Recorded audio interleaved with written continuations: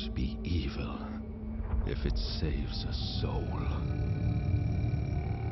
Should a king tell us how to fight? The church. They uphold the light while we die in the shadows. I denounce the light. I now seek power in the primal, salvation in unholy scripture. I am a heretic. I break the bones of the damned, build altars of blood to call the darkness.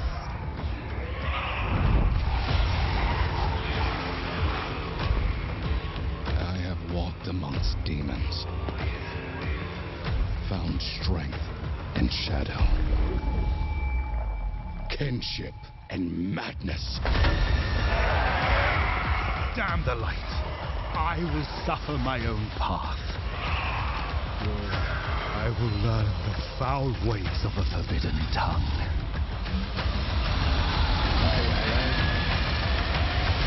To bind them as a tool of my vengeance.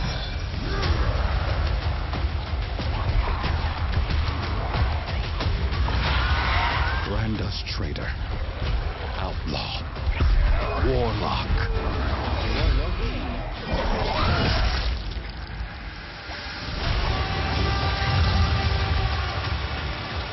Let them hang us for what we've done.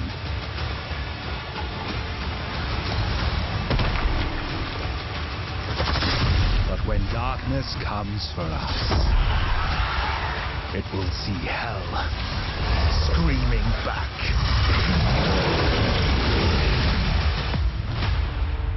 Oi, aïe, aïe, aïe, aïe. Let's go, Diablo. La Warlock. Diablo Immortal, Diablo 4, Diablo 2.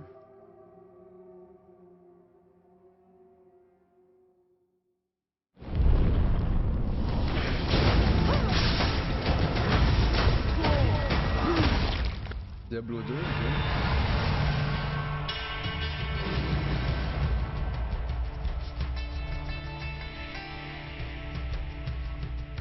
I get chills every time I see that, and the team has been all in bringing this to life. Absolutely. The amount of effort and passion poured into this update has been a true labor of love. That takes me back to when you and I first started working together on Diablo 2 Resurrected, and I got to see firsthand how deeply you and the team care about this game and the community. It's amazing to see how far we've come, and that this community is still here, Incroyable jeu. still active, and still loving the game. With that, we're so excited to announce Reign of the Warlock, a brand new major update for Diablo 2 Resurrected. This is the first time in 25 years that Diablo 2 is receiving a new playable class. I've seen so many sunrises playing this game, beginning from when I was a teenager. I still haven't put this game down decades later. To bring the Warlock to life in Diablo 2 Resurrected and see it manifest across Diablo 4 and Diablo Immortal is a massive dream come true. Being able to provide even more for the Diablo 2 community is very special to us. Diablo 2 has an incredible legacy, and with Reign of the Warlock, Resurrected is stepping into its next era. As the 8th class for Diablo 2, the Warlock is disciplined, ominous, and incredibly knowledgeable. For years, the Warlock lingered in the shadows, studying secrets no mortal should know. Now, they abandon theory for practice, bringing their dark craft to the battlefield. When it comes to gameplay, the Warlock dominates demons, binding them to his will and consuming them when it suits him. First, summoning. Warlocks can summon 3 distinct demons: the Goatman, the Tainted, and the Defiler. Each is a different tool in the Warlock's arsenal. But the summoning is just the beginning. The depth lies in his ability to bind or consume nearly any demon found in the game. Binding a demon allows the Warlock to benefit from the demon's unique abilities. You can only bind one demon at a time, but doing so strengthens both the demon and the warlock. You can also make the choice to consume the demon. Remove the demon from play and literally absorb their essence. This grants the warlock temporary buffs and traits that can vary between what demon you consume. No matter what demon you draw in, you'll gain increased life and movement speed. Some may grant plus to all skills, some may even grant auras. And that's just the beginning. Between summoning, binding, and consuming, we're talking hundreds of combinations. And the best part is you can mix and match.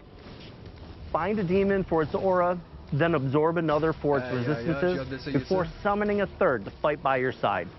It's a sandbox of dark magic. Outside of mastering demonology, the warlock can also be a pure caster who channels chaotic magic, hellfire, and destruction. We're thrilled to introduce a bold new way for players to embody the warlock fantasy, an approach that blends dark mysticism with raw power. In close quarters combat, the warlock manipulates weapons with his mind, levitating and hexing two-handed weapons with a flick of his wrist. Our warlock class is a challenge, a puzzle, and a reward, all wrapped up in a brooding scholarly package. But Reign of the Warlock isn't just about the new class. The team has also been dropping evolutions in gameplay as well as some quality of life updates. Let's start with one of our favorite playgrounds, Terror Zones. In Reign of the Warlock, there's a new way to control the battle.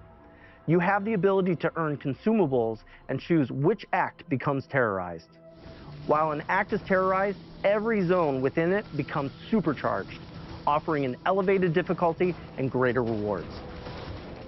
This puts you back in the driver's seat when reaching the highest levels in the game. And the consumables required to activate them are fully tradable with other players. In Hell difficulty, you'll encounter something new, Heralds of Terror. These hunters stalk players like easy prey, and each one becomes exponentially more dangerous the next time it finds you in a game. Conquer a terrorized act boss, and you'll have a chance to uncover statues that reference something familiar, but in a new way. Combine all 5 statues in the Herodric Cube to unlock a brand new pinnacle boss encounter against the Colossal Ancients. Oh yeah, let's go. Colossal Ancients are a big deal. These battles are tough and designed to push your skills and builds to the next level. We put you in control, letting you choose how and where you want to play, with a truly legendary goal to chase. Colossal Ancients are built as a next evolution of a feature that Diablo 2 players already love. They keep the spirit of the classic experience intact while layering in more control, more challenge, and more reward. Reign of the Warlock also contains many quality of life features you've been asking for. Let's start with loot filters. These are built directly into the game. No external mods, no third-party tools.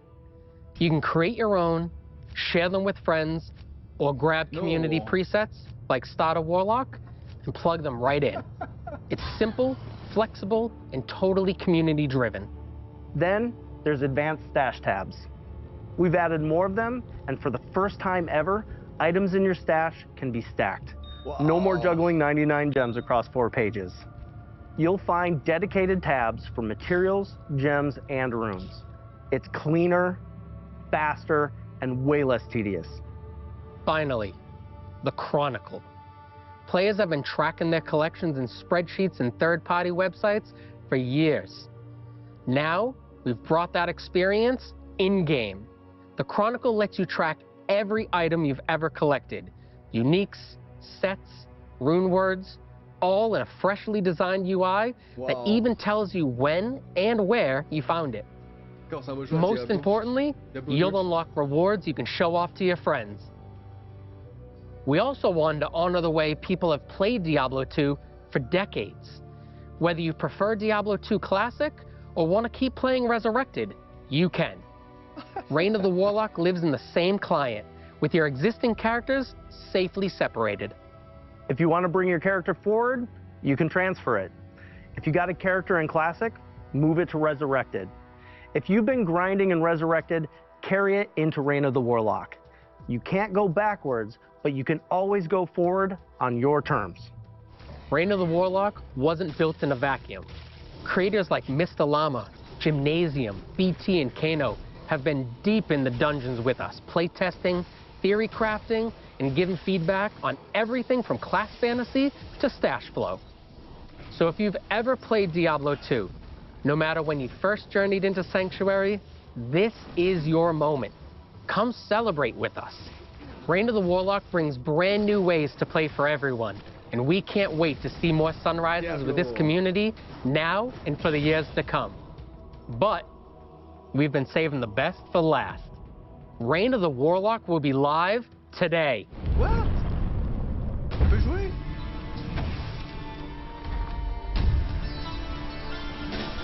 Aïe, aïe, aïe, aïe, aïe! Let's go! This is all hell could marshal forth. Let us begin.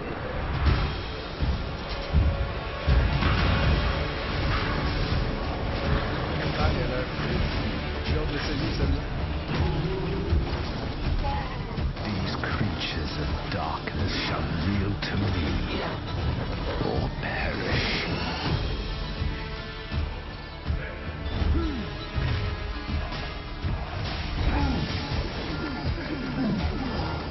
Aïe, aïe.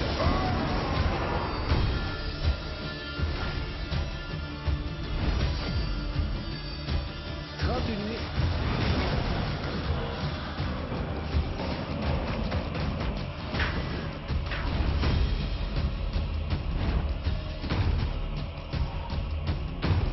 What? Ça, c'est fou.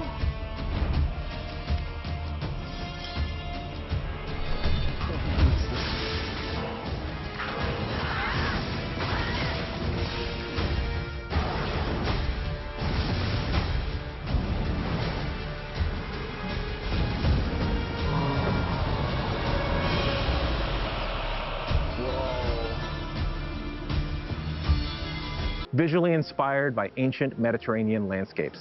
You'll explore rugged coastlines, mountainous highlands, ancient temples, and more monster variety than ever. Okay, wow. Skavos is the birthplace of humanity, where Lilith and Inarius began it all. You'll see the Blessed Mother and the Heavenly Father carved into the marble structures of Themis, the capital city. Themis is the bustling epicenter of Skavos. Marble walls, eerie elegance, vibrant patterns, and rich textures all blend to create a hauntingly beautiful landscape. There's a town square teeming with whispers of the firstborn. You'll uncover secrets of the Ascari, the primevals, and the ancient wars that shaped the world. It's a place where every corner tells a story. Plus, we built Themis to be the ideal endgame city, crafted to streamline your access to everything you want once the campaign is concluded. While we keep the story under wraps for now, let's talk about Endgame in Lord of Hatred and one of its major new features, War Plans. War Plans give you more control and depth in how you experience the endgame. You create a playlist of up to 5 activities, drawing from endgame modes: the Pit, Infernal Hordes, Hell Tides, Nightmare Dungeons, Lair Bosses, and the Undercity. Pick what you want, pick your rewards, and jump in.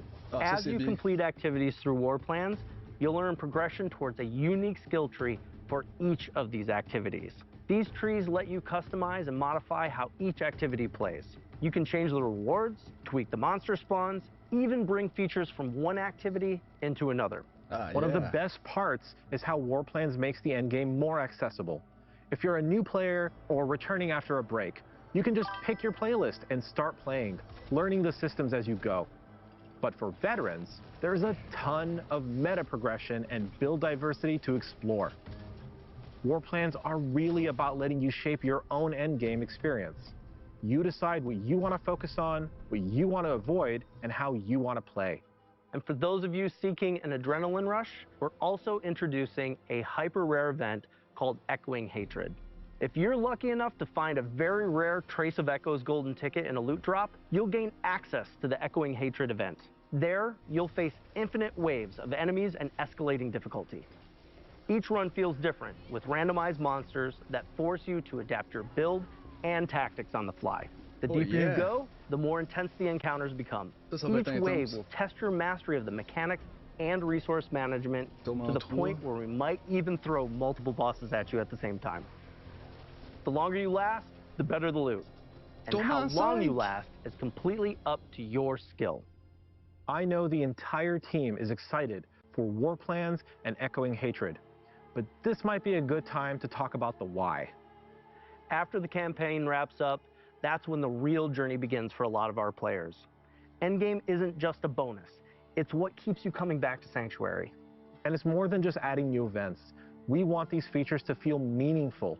Quality of life changes, like making activities more approachable or letting you customize how you play, make a huge difference. There's nothing worse than feeling lost after the credits roll. With features like War Plans and rare events like Echoing Hatred, you get new goals and reasons to experiment even after returning from a break. It's all about giving you control and variety. Endgame should be as interesting and rewarding as the story. That's why we're so focused on quality of life improvements and fresh features for everyone. Now, let's talk systems updates, which also feed into this philosophy. These updates will completely refresh how you build your power your way. Let's start with skill trees.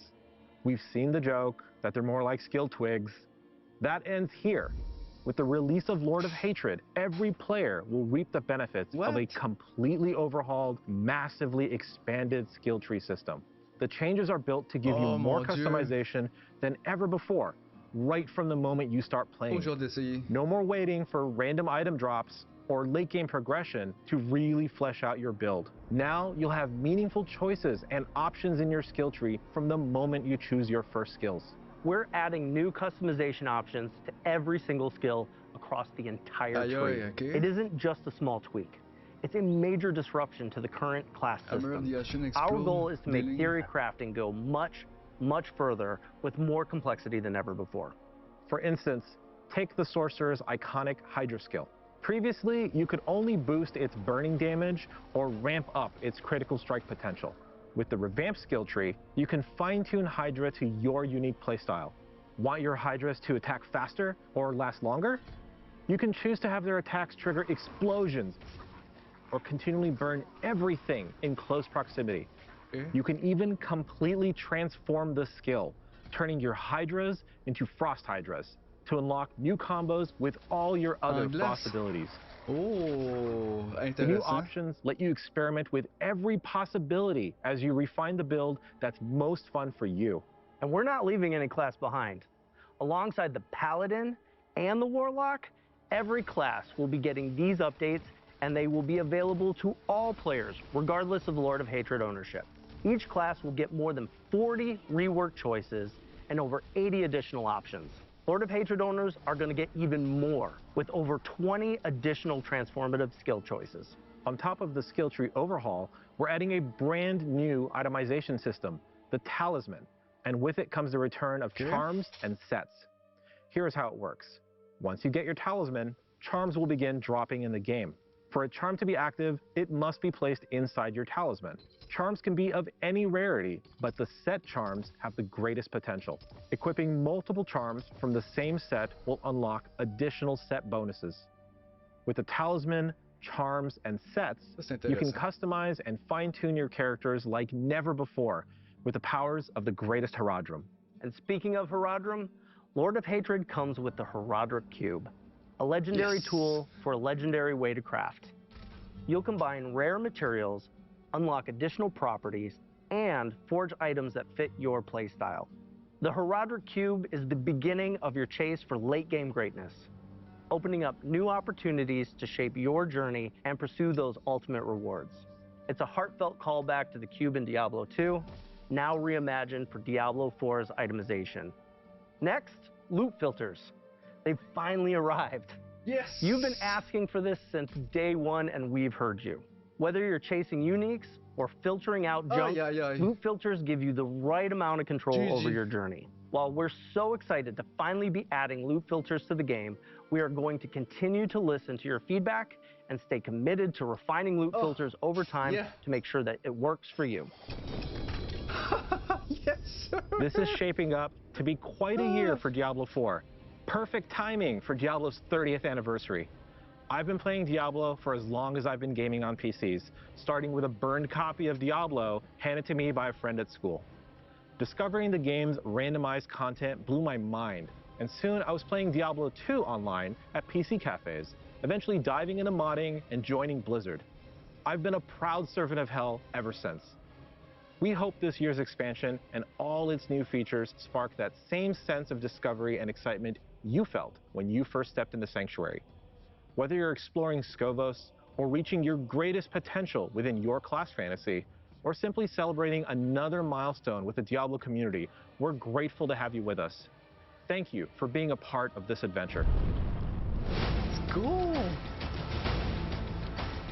When darkness comes for us, it will see hell screaming back.